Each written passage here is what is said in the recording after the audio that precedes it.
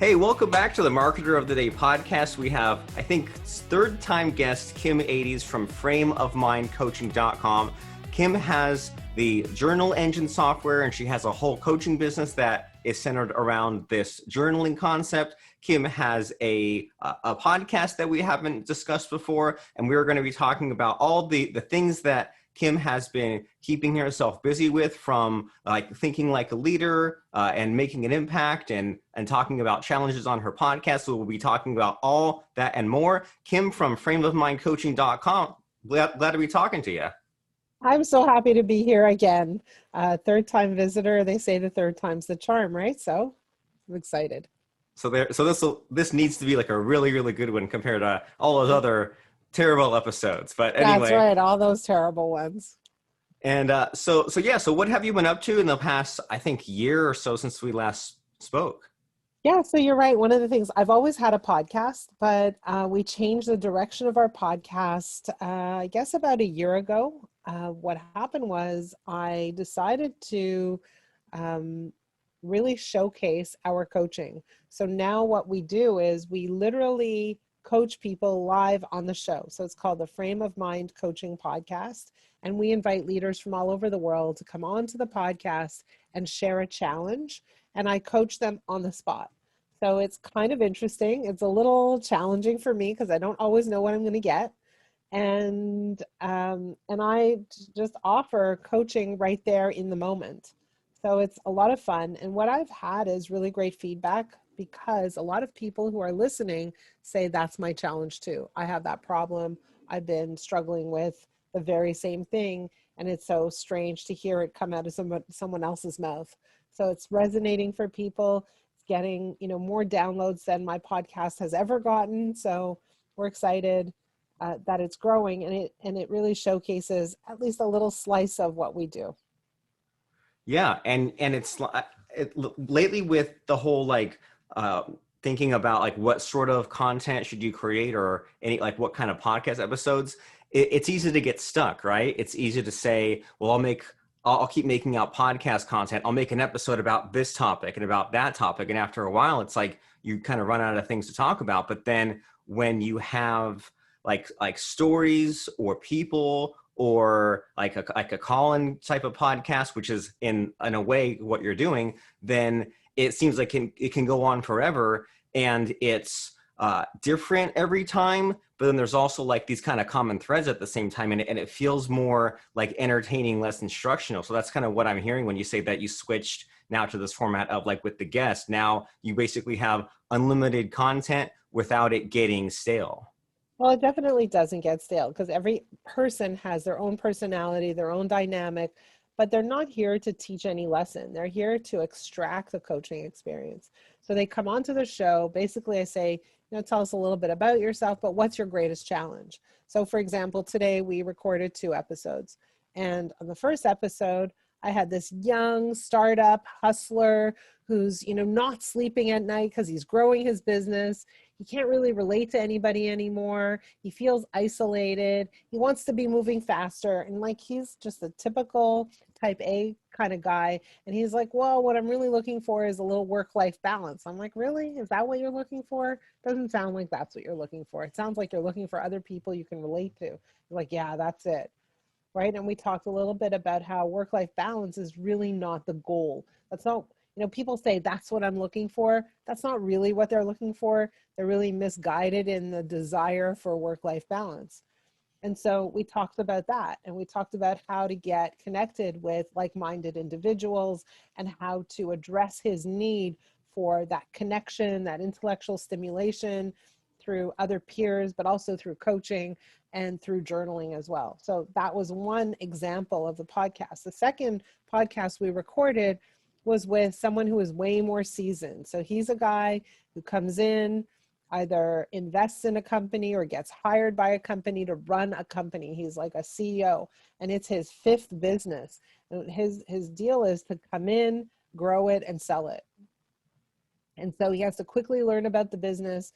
And today's recording, he was 6 weeks into a new business. And so, what's your greatest challenge? I asked him. He's like, well, I'm asking all the questions, but what's the best time to start implementing? right? Because we need to gather a whole bunch of data when we walk into a new organization or a new business. We can't just go in and start making changes without really spending time learning. So what's the right moment of change? What's the right moment to start pushing on implementation? And so, we talked about that. And, my guidance to him was that there are some things that are going to take longer to implement, but it's important as a leader to come in and try to find some easy wins. And so try to find places where you can make a difference quickly and then work on those bigger, larger, more complicated strategies. And, he's clearly more experienced than me, but he agreed with that approach. So we're getting all kinds of things, all kinds of different leaders, entrepreneurs on the show who have a million different challenges, and that makes it interesting.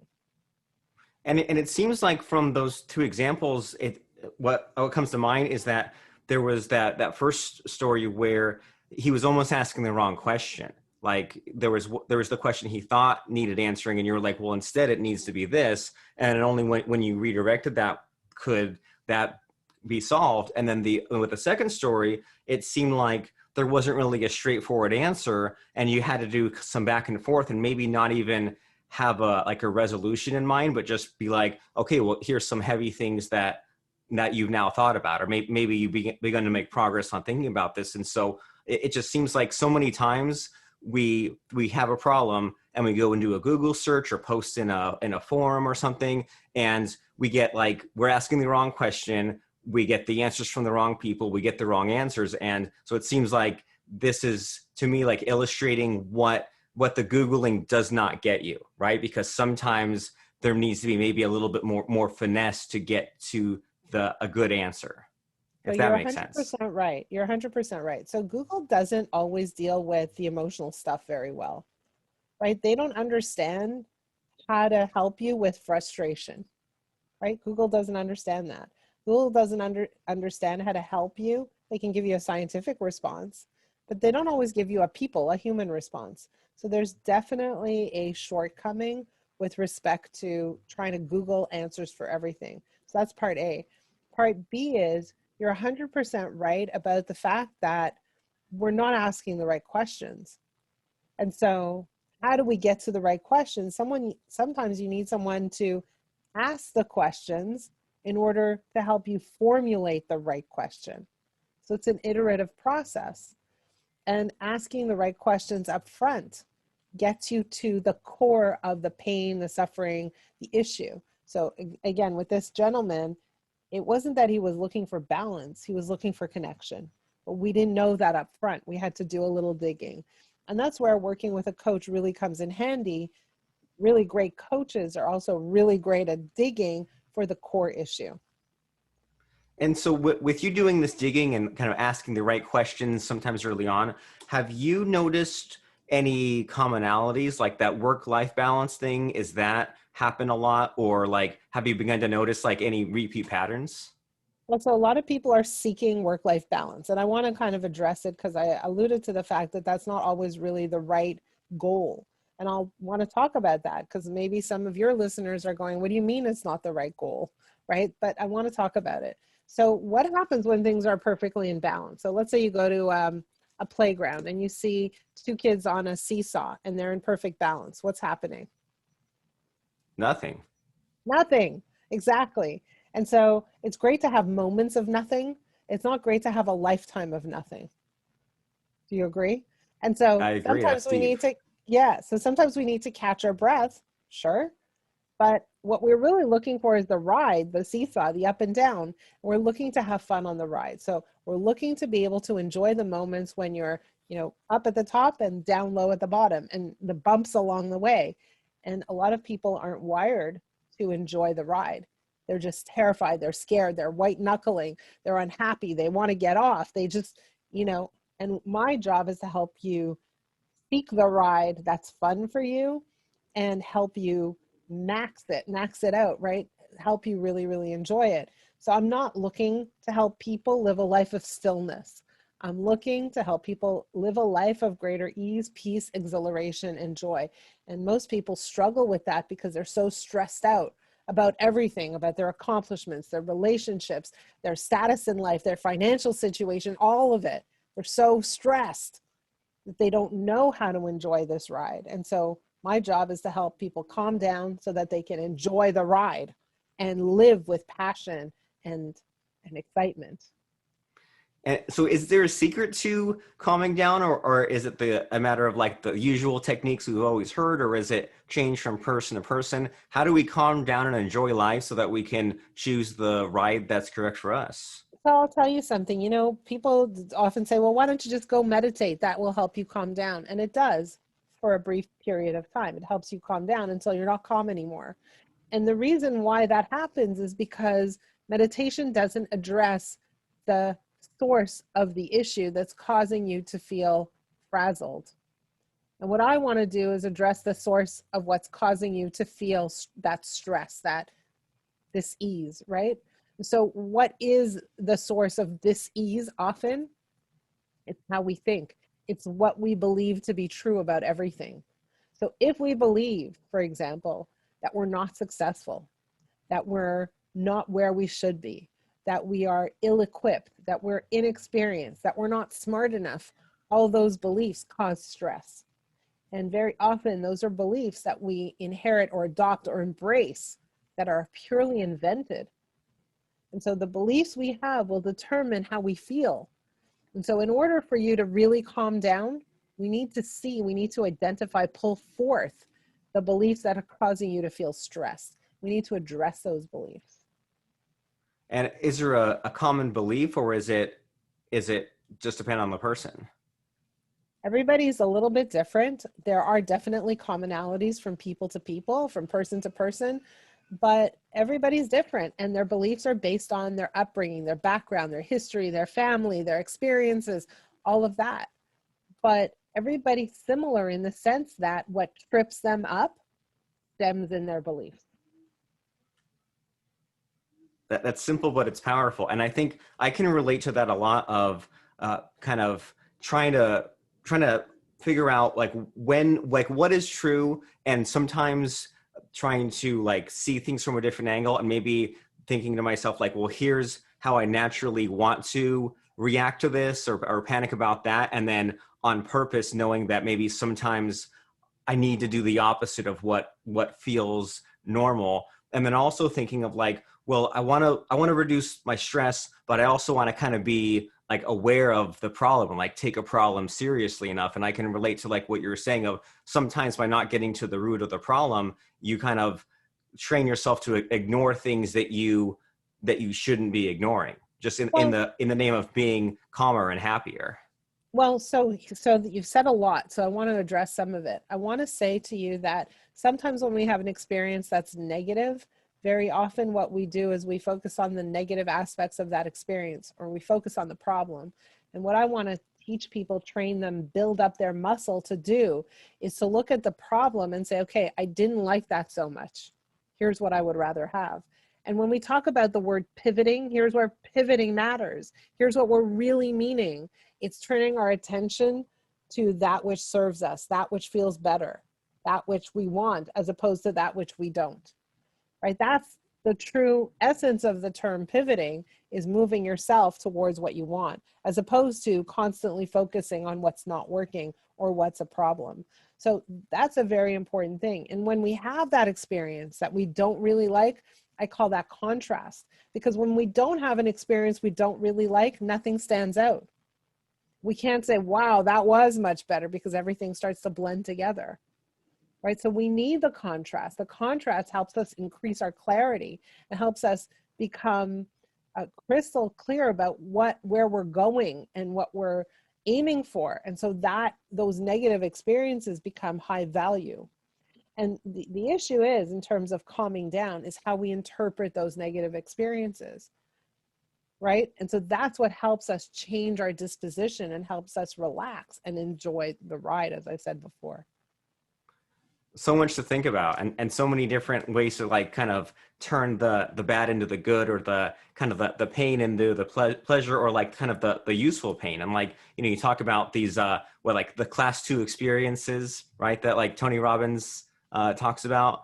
And so like something that kind of comes to mind as we're kind of starting to get near the end of this, the last few minutes, is like one of those activities that I feel like it's maybe like a weakness and it's not fun, but it's a thing that like I feel like I need to be doing, is like what we're doing right now, like more of the podcasting and more of the socialness, which, like, as you know, there's a lot of like entrepreneurs and marketers who like they kind of got into this because it was easier to not be social. And then before this call, we were talking about the pandemic, where it's also easy to just be shut in a box. So do you have any advice or anything to think about for those of us that like know we need to be out there more and can kind of get out there, but really wish we could tap into that more of like the, I don't know if it's a weakness or it should be a weakness, but not being social, wanting to be more social and networking more. Any advice?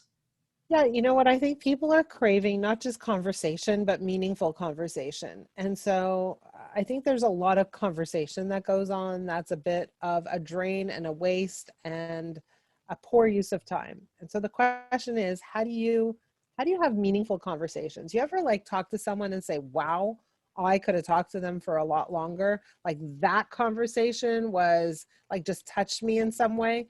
And those conversations happen when two things occur in terms of being social and networking. One is when you're super curious, you're interested, you take a genuine interest in what's happening in the other person's world.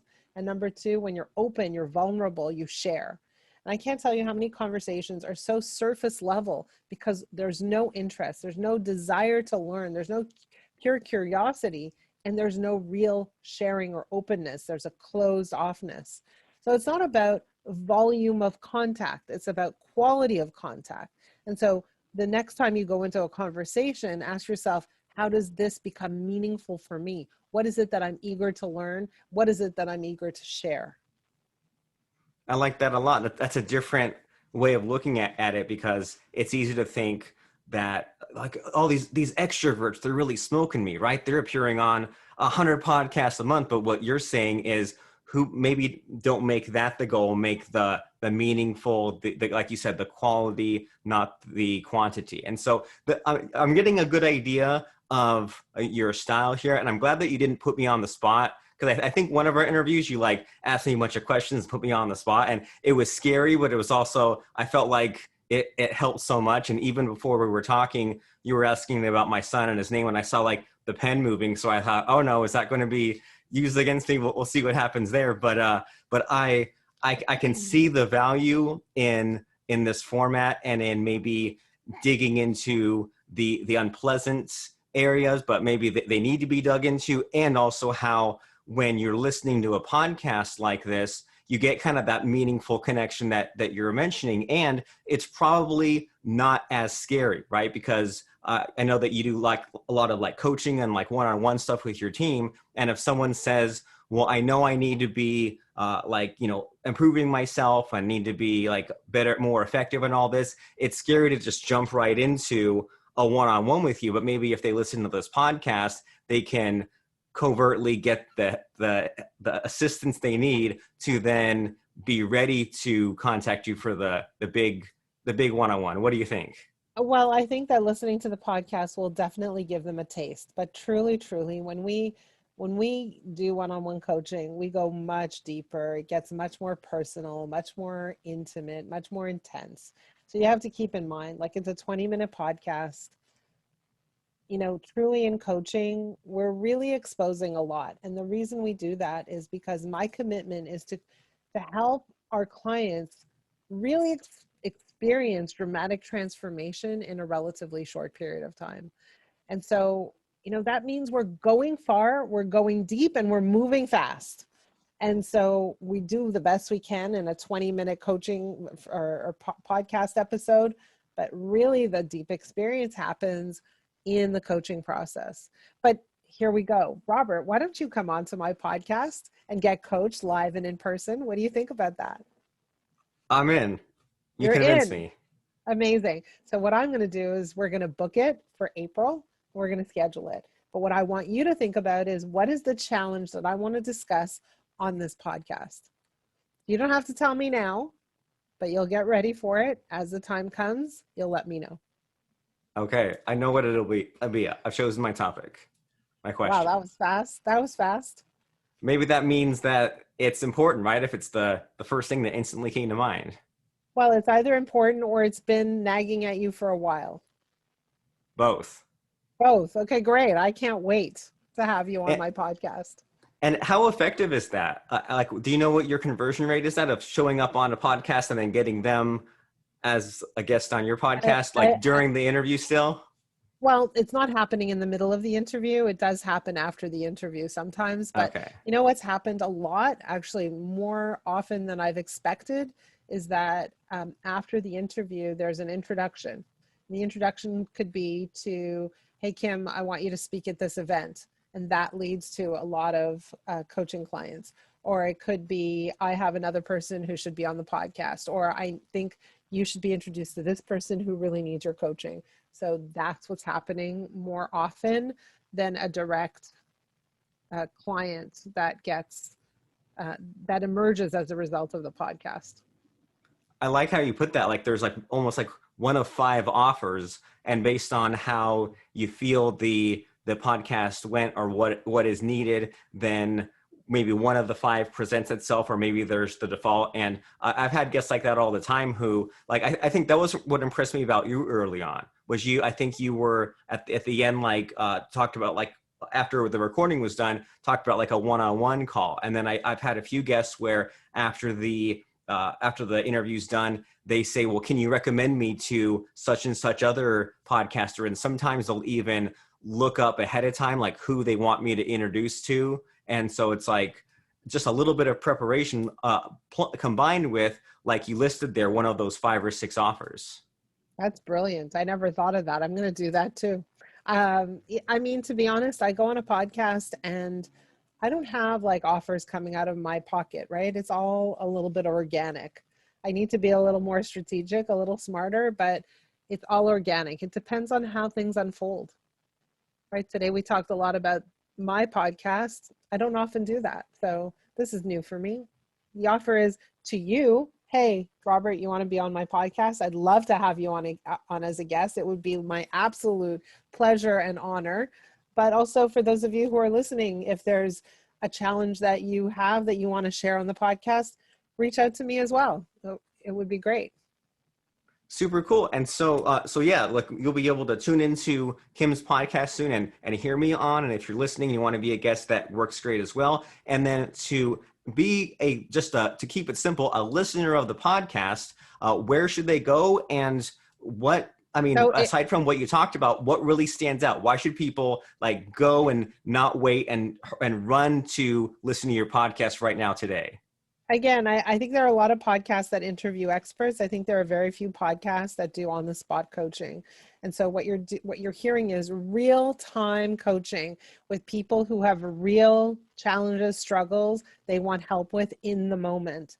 And so when you listen, you're going to hear the coaching side of it, but you're also going to see the real human side of it, where someone's coming to the table with an actual tangible challenge. And so that dynamic I think is super exciting, and it's different in the podcast world. It's not that common.